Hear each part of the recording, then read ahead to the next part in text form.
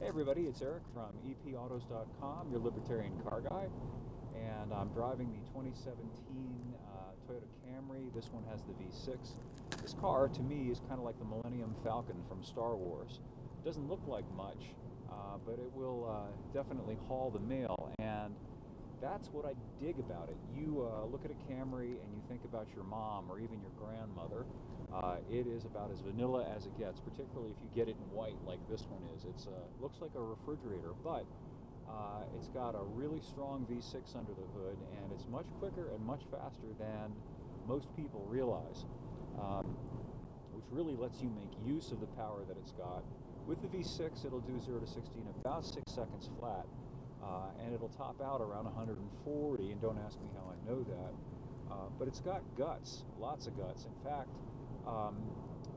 by say mid, even late 1980s standards, and I know that's actually starting to get kind of long in the rear view, but still, it's not that long ago, this would have been considered a supercar by the standards of that time.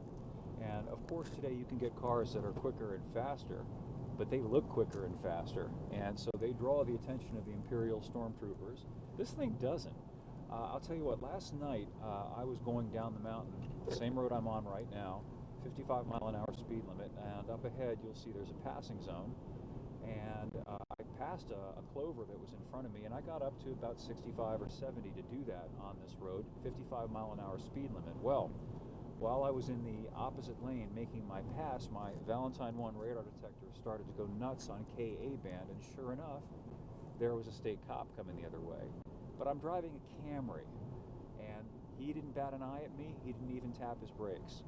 And I can vouch and attest, as a car journalist who's been driving these cars for more than 20 years, if I'd been doing that same maneuver in a Hellcat, in a Corvette, in a Porsche, even a Mazda 6, he would have tapped his brake lights. He would have turned around, come after me, and given me a ticket.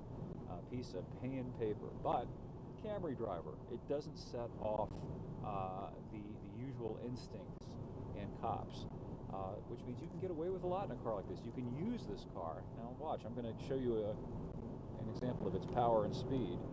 Here we go. Now, I'm not going to tell you exactly how fast I just got up to, but suffice to say, considerably faster than legal speed. And this car also handles very well. In fact, it handles better than most people can drive.